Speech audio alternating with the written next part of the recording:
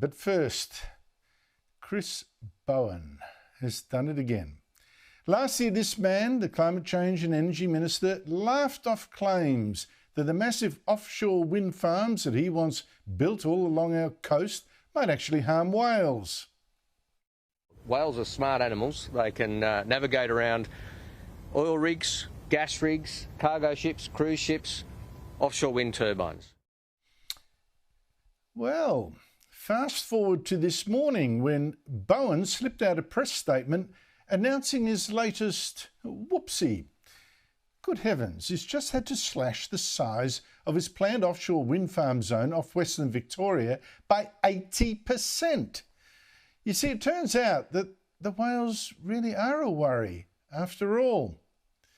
So welcome to another clown show from the Albanese government's most dangerous minister, whose green energy revolution is blowing up in our face. Now, this backflip today proves that Bowen is a smart aleck and a landscape wrecker with no idea what he's doing from one day to the next. For a start, his announcement this morning is just the latest evidence that just about every renewable energy project he touches is late, or it's scaled back, or it's behind schedule, or it's wildly over budget. For instance, he's way behind in rolling out the wind and solar farms that he needs. He's way behind in building the 28,000 kilometres of transmission lines to hook them all up. His Snowy 2.0 scheme to store green power is years late and billions over budget. Mega transmission projects are double the price or more. In short, Chris Bowen is driving coal-fired power stations out of business without replacing them with enough green energy at a price we can afford. And worse, of course, is what's being built already is as popular as leprosy.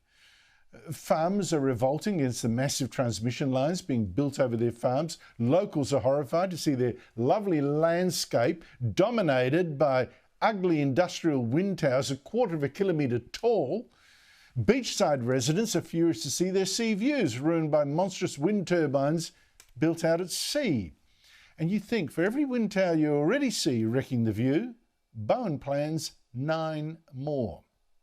And how mad is this? Bowen is vandalising the countryside to pretend to save the planet with plans that will make us pay more for less reliable electricity and a ruined landscape. But there's something else about today's announcement that confirms that Chris Bowen is a zealot who'll say almost anything, no matter how misleading or uninformed, to get to his shiny green Jerusalem in the sky. Now take this line in his media statement today, hinting at why he is now cutting his planned wind farm zone off Victoria to ribbons. The final area, he says, is 1,030 square kilometres, 1/5 of the original proposed zone. The declared area works around the Bonnie Upwelling, Deanmar Island and shipping routes, so they've all been cut out of the new zone. Now I know, that sounds innocuous, it sounds even boring. But the mention of the Bonnie Upwelling, why that's excluded from this wind farm zone. This is really the crucial element. The Bonnie Upwelling is famous, you see, as a feeding site for blue whales, which is one reason the South Australian Labor government last year told Bowen to pull his head in and cut his mega wind zone. It said last year concerns are held for this offshore wind farm proposal's impact on biodiversity, ecosystems, and impact on a wild range of wildlife, including pygmy blue whale, southern right whale, the white shark, the Australasian gannet, wedge-tail shearwater, and several species of albatross. I mean, these are bird killers after all. The zone's proximity to our marine parks and the Bonnie Upwelling is also of significant concern. So, now you see the wind farms are seen as a menace to whales, and by slashing his plan, Bowen is admitting to exactly the danger he last year sneered at. And he wasn't alone back then, because global warming is a religion and not even a whale can be allowed now to get in the way of its true believers. So we had ABC shows and some green groups last year helping Bowen to dismiss people who warned of just this, that offshore wind projects might possibly harm whales. You take the ABC's Media Watch, sanctimoniously attacking the opposition leader, for instance, attacking us at Sky News. Opposition leader Peter Dutton was in Port Stephens, urging locals to save the whales.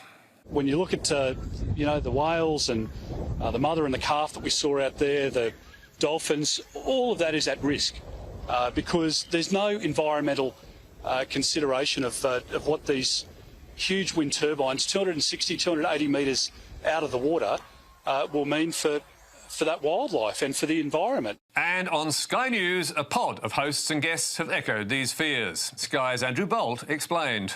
Last weekend, another dead whale was found on America's eastern coast. That's the 60th since December 1.